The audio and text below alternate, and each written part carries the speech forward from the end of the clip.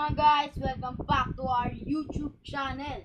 At ngayon guys, inilagay ko tong battery nitong ating A30. So, pwede tayo na maayos kasi dahil masyadong. So, yan. Yun! Good, nice part. Yun, nakanap tayo ng mga. So, yan guys. Ito yung battery niya. Ganito kalaki yung battery. Ating A30B. So, wala pa tayong balang na ibabad kasi nga may pasok pa tayo. School days pa tayo ngayon, guys. So, ngayon ay January 14. Tama ba? O, tama. January 14. So, yan, napapasok na natin ito. Ito yung pinakamahirap na part na gawin sa kanya kasi pwedeng masira yung battery. O yung mga wires na nasa loob. Kaya dapat mag-ingat. So, bukas pa ako matapos dito, guys. Magantay lang kayo dyan. Hindi ma-arte sobra. Wow, arte sobra. Okay. Charot! Pasok natin ng maayos. Straight. Straight.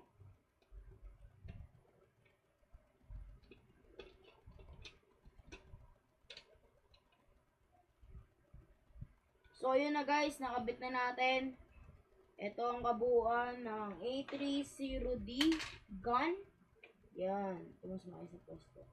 A30D gun. So, yan. Lagay na natin ito. A30D. Adjustable buttstock. Yan. Meron siyang photo. Yan.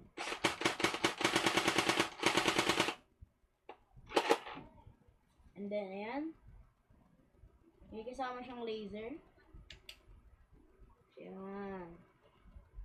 Kita niyo ba sa cam? Yun, nakabukas ang laser natin. So, ayan. Tutok nga natin dito.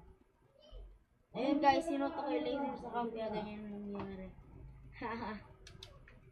So, di pa natin ito matetesting kasi wala pa tayong balang na ibabad. So, ito guys. Itong bala natin. This one. Ito yung bala natin. Tapos ito. Dalawa to guys. Hindi. Ito pa guys, so. Hindi ko na mapakita lahat kasi madami akong in-order kay online. Hindi kasi sabihin syempre, hindi mo tayo sponsor din. Joke lang. So, yun na nga. So, ito hindi ko po ito binili sa mga online shops. Ako po mismo kami po mismo ng family ako bumili ng ganito sa tandaan ng mga gel blasters. Ayan, A30D, meron siyang uto. Punta yung mga tropa dyan. Laro na tayong gel blaster war. Gel blaster war. So, sa mga mapapansin nyo guys, sa mga, wait lang guys sa mga unang vlogs ko guys, itong MP5 gel blaster yung ginagamit natin. Ay, bahala pa guys. Bahala pa.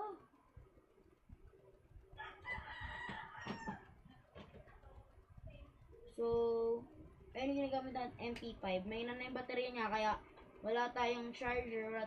Yun, pinaproblema ko yan. Pero, bibili na tayo ng bagong battery na syempre. Umorder na ako ng bagong battery. Syempre, online. So, sa mga nga guys, yung mga features, ito, meron siyang free laser. Laser na free. Ito. Ayan. Meron siyang fire tip. Tsaka yung kanyang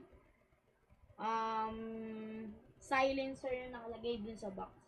Hindi ko kasi ginagamit masyado yung silencer kasi mahirap tanggalin. Fire tip lang muna. Yan, fire tip. So, ayan. Meron siyang scope. Spring scope. Meron siyang rear side. Saka yung front side. Hindi ko masyado ginagamit yung front side. Yung rear side lang yung ginagamit ko. Kasi hindi siya masyadong makita. Pero minsan gumagamit ako ng laser. So, mas maganda pag may laser minsan. So, yung laser nga pala niya guys, adjustable. And pwede mong pataasin, no? Diba nakatutok dyan? Pwede mong itaas. Yun. So, ito guys, oh. Ayan, nakatutok ko na sa baba. Tingnan nyo. Ay, di nyo pala makita guys. Hindi nyo nga pala makikita. Ayan, adjustable siya. Ito yung adjustion niya. So, ayun yung mga features na ito. Meron siyang spring magazine. Yan. So, pag pinindot mo ito, angat yung bala kasi wala akong bala. Adjustable yung buttstock niya. Pag hindi mo nagagamitin, pwede mo itong ganyan. Yan. Pero ako minsan, pag natripan ko, comfortable ako nung may ganito. Pag natripan ko, kasi minsan nagiging sniper ako sa mga laban-laban. Oo, parang ganun. Pero, sanay ako sa ganito. Siyempre, baliktad pala na. So, yeah. So, pasensya na guys kasi hindi tayo masyado nakapag-vlog kasi masyado tayong busy. So, alam mo guys kung bakit busy?